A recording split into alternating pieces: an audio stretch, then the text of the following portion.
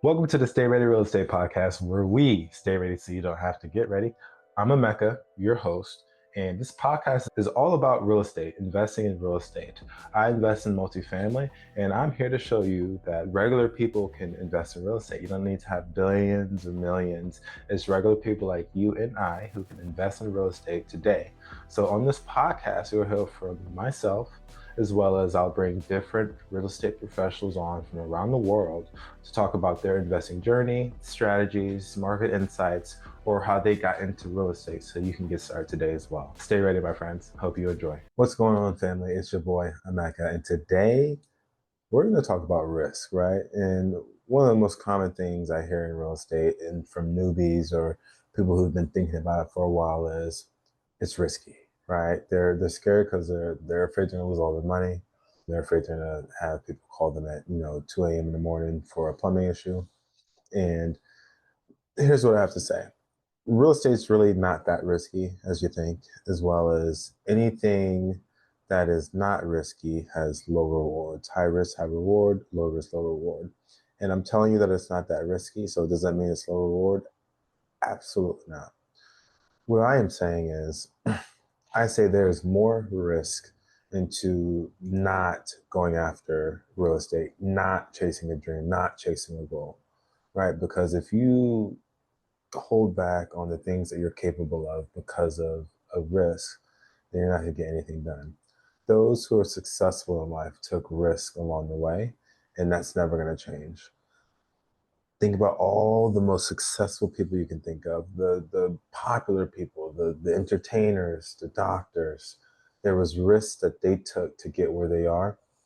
And that's a part of this book of life, right? So how is real estate not risky? The reason why I say real estate is not that risky is because you have a physical a physical, tangible, something that you can touch backing your money, right? And I'm not here to, diss on any cryptocurrencies, any other currency that's out there, stocks, bonds, index funds, blah blah blah. I'm not here to diss any of that. I'm here to strictly talk about real estate and how it's less risky than the other items.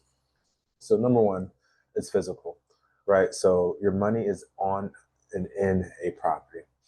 So you have collateral versus something else like a stock is, it's you can't touch it. It's just something that goes up and down. It's literally digital. There's like nothing there, right? Like, you put your money in the stock and it like vanishes. You don't even know truly where your money is. And with real estate, you know exactly where your money is. It's that big building that you can see that someone's living in versus something that you don't even understand, right? I know for a fact that in high school and college, they didn't teach you anything about, 401k, index funds, mutual funds, E, what is it, ETFs, EFTs, whatever they're called. I know there's some meme stocks, all that stuff. You don't know anything. You just know that it goes up and down, and if the business does good, then it goes up, or the people have a good outlook on what this company may do, it's going to go up. But you don't really know. It's less in your control. And with real estate, you have I'm not gonna say all the control, but you have majority of the control, right? You get to decide who is in your property, right? Depending on what state you're in, you might have certain laws to abide by. If you bring in the wrong person and try to get them out, but that's where where you get to choose where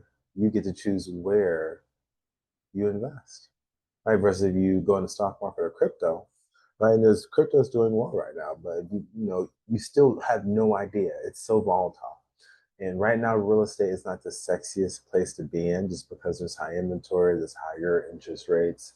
There's a bunch of inventory depending on where you are. I'm in Florida, there's a lot of inventory. But at the end of the day, someone's going to need a place to stay, and it always goes back up. Real estate makes the most millionaires, and you can be one, right? You don't need to have millions to invest in real estate. And when it comes to risk, right, what's the worst that can happen? Yes, a tornado can come or a hurricane can come and blow your house away. That's what insurance for. Insurance are annoying. They're annoying. It might take months, maybe even a year to get your value back, your money back. But then again, you're gonna get a check that's gonna help you build a property, fill it in. And it might be stressful, and not it will be stressful. It will be stressful, but when it comes to risks, your house just got blown away through a hurricane, tsunami, whatever fill in the blank, and you're still able to recoup that asset because you had insurance that someone else was paying for. You understand that, right? Someone else is paying for the things that's helping you secure and give you peace of mind, right? What's more risk? And, I mean, that's the worst thing that can happen, right? Something is blown away and insurance takes over it. Someone can drive into it. You could be fixing up a property. Your contractor could your contractor can walk away with money you gave them a deposit. Fortunately speaking, most things can be solved with money. I was just talking about this the other day with someone. However, insurance is going to help. You get to choose the contract you want to help you. You get to choose the contract that you want to fix your property. So there's a lot of stuff in your control that you really don't have with many other investment tools, right? And there's so many different ways to invest in real estate. You can be a passive investor or invest in basically you're investing in a partnership and trusting what they have to do and trusting what they're saying and trusting their expertise to help you get a return on your money, right? The risk is choosing the wrong partner, but I don't advise choosing a partner that you don't know. However, there's so many ways to mitigate your risk. Nothing is Nothing's ever going to be 100% risk free, right? There could be a black swan event at any moment of time. No one has a crystal ball. No one knows the future. No one knows what the state of real estate, the state of stocks, the state of crypto is going to be in 10 to 20 years, right? To my understanding with crypto, right? If someone owns enough crypto, or if like I guess 50% of crypto owners decide that they want to make more Bitcoin or something like that, or stop Bitcoin, I don't know the exact, but then that's a risk, right? If enough people agree that we're going to make more or end it, then it's kind of scary for me. Fact check that. I'm not a crypto expert, but real estate, I would say, is one of the least risky investments because you are able to touch the asset, see the asset, control values more than you think. Yes, it appreciates. Yes, the real estate market goes up and down, but you can control the value by upkeep with the property, making sure that you're putting the right improvements in, putting the right money towards the right places, putting in the right tenant, fixing the roofs, doing termites every, year or 3 years, whatever it may be. But as long as you're protecting your asset with the right tools, saving the right amount of money, keeping the right amount of reserves, that property should never go down in value. And even if it goes down in value for 1 year, it's always going to go back up. It always has. And then if you're buying in a crazy market where, like Austin, Texas, where prices are kind of stagnant, well, you can buy a property that even though it's stagnant, it can still be below market where you need to fix it up and increase the value to make it more level with the rest. So when people tell me real estate is risky, I say you are risking more not investing in real estate, missing out on the opportunity, getting paid three ways, and you can't, there's nothing else like it. There's nothing else like it.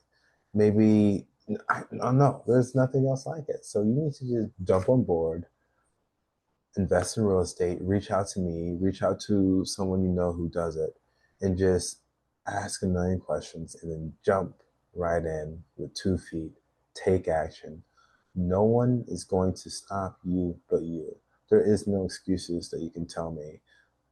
Yes, you're going to be busy. You might have a family, but there's people with families, there's people who are 10 times busier than you, and they still have time, or they have a way, or they have someone to help them invest in real estate.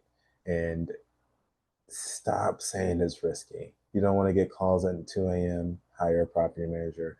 They'll take a 6 to 8% cut a month. Peace of mind, right? So there's so many different ways to mitigate your risk. You just need to make sure that you stay ready. Until next time, my friends. See ya. Thanks for tuning in to the Stay Ready Real Estate Podcast, where we stay ready so you don't have to get ready. If you enjoyed this podcast today, please give me a like and subscribe, and tune in next week so you can hear another one. If you ever want to reach out to me, I'd love to talk to you about real estate. If you're ever interested in any of the deals that I have, I'm based here in Central Florida. Reach out. My information is below. Hope to see you next week. Stay ready, my friend.